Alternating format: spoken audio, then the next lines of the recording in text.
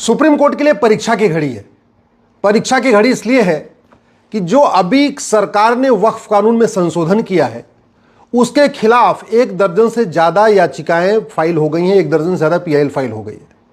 और पीआईएल कोई सामान्य व्यक्ति ने नहीं किया है। कांग्रेस के सांसद इमरान प्रतापगढ़ी ने किया है, मोहम्मद जावेद ने किया है, ओवैसी साहब ने किया है, अरशद मदनी ने किया है, अमानुल्लाह खान ने किया है। ऐसे 1 दर्जन से ज्यादा पीआईएल फाइल हुई हैं। और कल सिब्बल साहब और सिंघवी साहब ने सीजेआई साहब से रिक्वेस्ट किया कि इन पे तत्काल सुनवाई की जरूरत है, तो हो सकता है 2-3-4 दिनों में इस पे सुनवाई हो जाए। अब सवाल यह है कि सुप्रीम कोर्ट में पीआईएल तो फाइल होती रहती, मैं भी करता रहता हूं, तो फिर ये परीक्षा की घड़ी कैसे है? परीक्षा की घड़ी ऐसे है कि ये 1995 वाले कानून को जब मैंने सुप्रीम कोर्ट में चैलेंज किया था, उस समय सीजेआई थे चंचूड़ साहब, उनके साथ बैठे थे जस्टिस सूर्यकांत, वो अभी कुछ दिनों के बाद वो भी सीजेआई बन जाएंगे। उस समय चंचूड़ साहब ने हमसे कहा था कि आप ये बताओ कि आपकी कितनी जमीन पे वक्फ बोर्ड ने कब्जा कर लिया है। आप सीधे सीधे सुप्रीम कोर्ट क्यों आ गए? हाई कोर्ट भी जा सकते थे।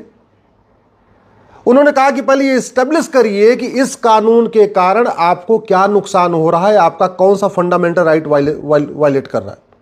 तो मैंने कहा साहब, जब अगर पर्सनल नुकसान हो तो फिर पीआईएल किस बात की? पीआईएल का तो मतलब ही होता है पब्लिक इंटरेस्ट लिटिगेशन।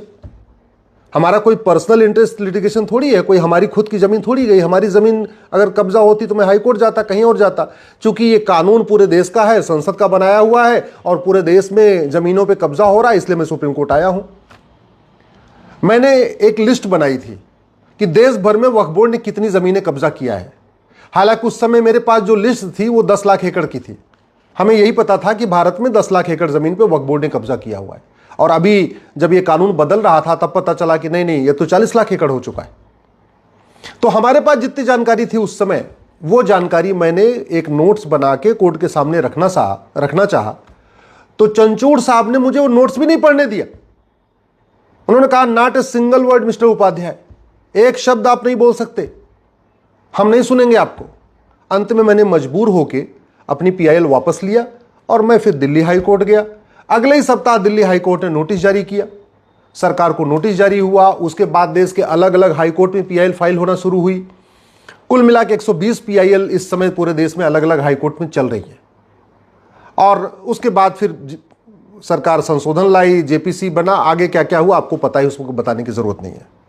अब सवाल यह है कि मैंने भी वक्फ एक्ट को चैलेंज किया था और इस समय ओवैसी साहब, इमरान प्रतापगढ़ी, मोहम्मद जावेद साहब ने भी वक्फ एक्ट को चैलेंज किया।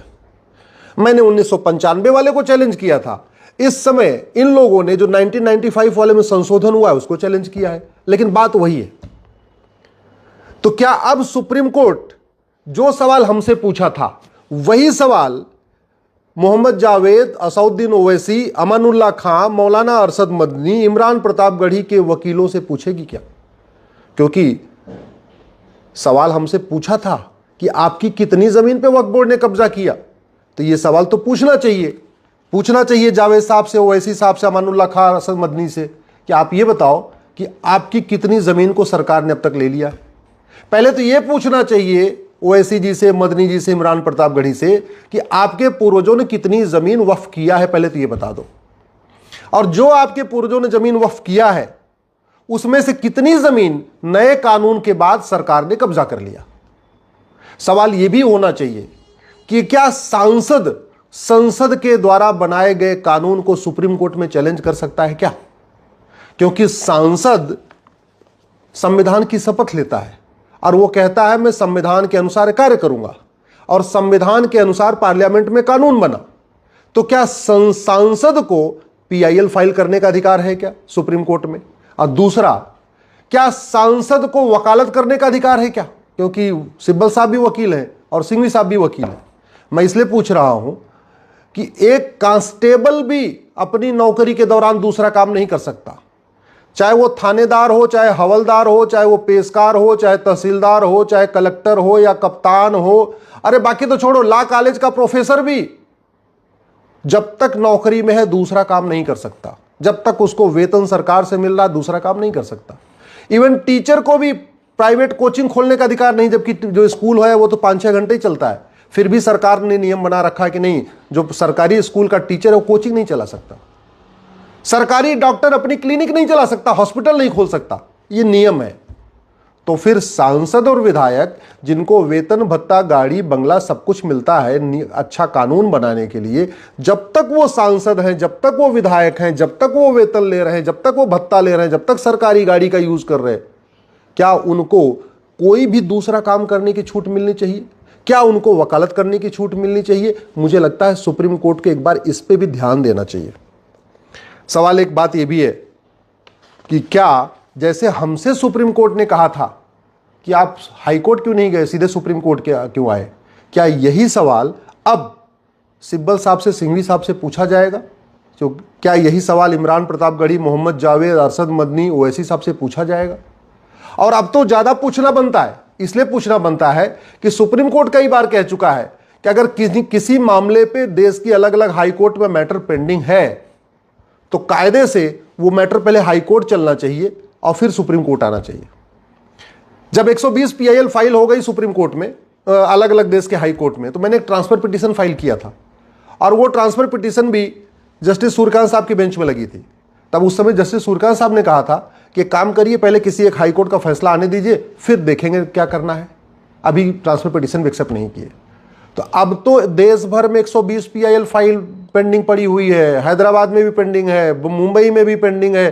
सारी ऐसी देश की कोई हाई कोर्ट नहीं है जहां 1-2 PIL पेंडिंग नहीं है वक्फ एक्ट के खिलाफ। और नए वाले जो आ रहे हैं ये भी वक्फ एक्ट के खिलाफ आ रहे हैं। बस हम पुराने वाले कांग्रेस वाले जो कानून था 1995 का, हमने उसको चैलेंज किया, ये लोग जो अभी नया वाला संशोधन है उसको चैलेंज किया।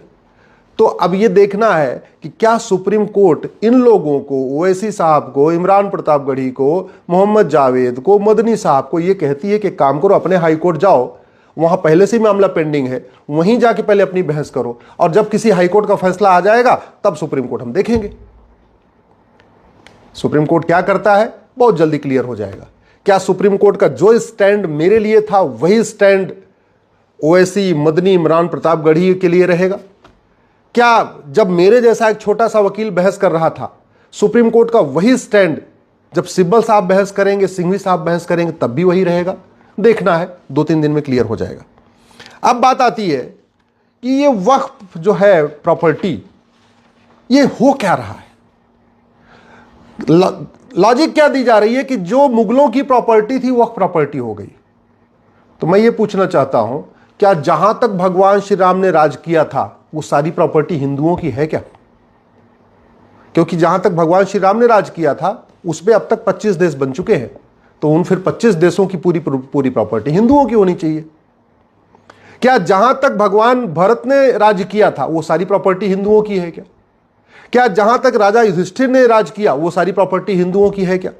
क्या जहां तक चंद्रगुप्त ने राज किया वो सारी प्रॉपर्टी हिंदुओं की है क्या? क्या जहां तक सम्राट अशोक ने राज्य किया क्या वो सारी प्रॉपर्टी सनातनियों की है क्या? मैं इसलिए पूछ रहा हूं कि अगर राजा के हिसाब से फॉर्मूला चलेगा फिर तो मुगलों से शुरू क्यों करना चाहिए, थोड़ा मुगलों के पीछे शुरू करना चाहिए। और जहां पे युधिष्ठिर ने राज किया, भरत जी ने राज किया, भगवान श्री राम ने राज किया, चंद्रगुप्त ने राज किया, अशोक ने राज किया, वहां तो 25 देश बन चुके हैं, फिर तो 25 के 25 देश पूरा हिंदुओं के ही होने चाहिए, वो सारी प्रॉपर्टी हिंदुओं की होनी चाहिए। भाई पिछले 2500 साल में भारत के 25 टुकड़े हुए और 7 टुकड़े तो 1857 के बाद हुआ है, यानी पिछले 200 साल में 7 टुकड़े हुए। तो कायदे से चाहे ये म्यांमार हो, चाहे तिब्बत हो, चाहे अफगानिस्तान हो, चाहे पाकिस्तान हो, चाहे बांग्लादेश हो, ये सारी प्रॉपर्टी फिर तो हिंदुओं की होनी चाहिए अगर राजा के हिसाब से चल रहा है। और अगर नहीं, फार्मूला एक है, तो फिर मुगलों की जमीन वक्फ कैसे हो सकती है? और जब मुगलों की जमीन वक्फ नहीं हो सकती तो मुगलों के नवाबों, मुगलों के निजामों, मुगलों के जागीरदारों, मुगलों के जमींदारों, मुगलों के तीमारदारों, मुगलों के रजाकारों की जमीन वक्फ कैसे हो सकती है? भाई बड़ी सीधी सी बात है, शासन बदलता है तो जमीन ट्रांसफर हो जाती है। यानी जब तक मुगल थे, मुगल राज कर रहे थे, उसके बाद अंग्रेज आए, सारी जमीन का मालिकाना हक अंग्रेजों को ट्रांसफर हो गया। 1947 में देश आजाद हो गया, 1950 में संविधान लागू हो गया, सारी की सारी जमीन भारत सरकार को ट्रांसफर हो गई। कल को फिर तो अंग्रेज बोलेंगे कि अंग्रेजों का जहां जहां राज था कॉमनवेल्थ में, पाकिस्तान, अफगानिस्तान, बांग्लादेश, यहां वहां जहां जहां था, फिर तो अंग्रेज बोलेंगे सारी जमीन चर्च की है भैया, क्योंकि राज हमारा था, सारी जमीन क्रिश्चियंस की हो गई। ऐसे नहीं चलता।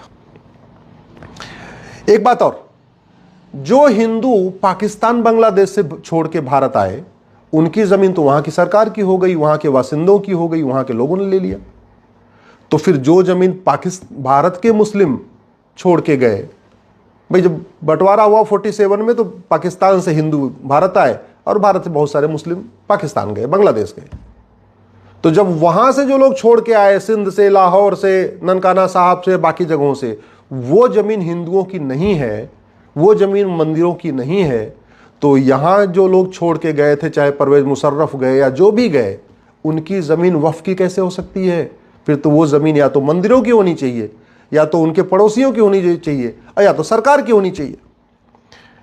एक बात और, 1950 में टोटल वक्फ बोर्ड के पास प्रॉपर्टी थी मात्र 50,000 एकड़, यानी 500 साल के मुगलों के शासन और 200 साल के अंग्रेजों के शासन, कुल 700 साल के शासन में वक्फ प्रॉपर्टी थी मात्र 50,000 एकड़।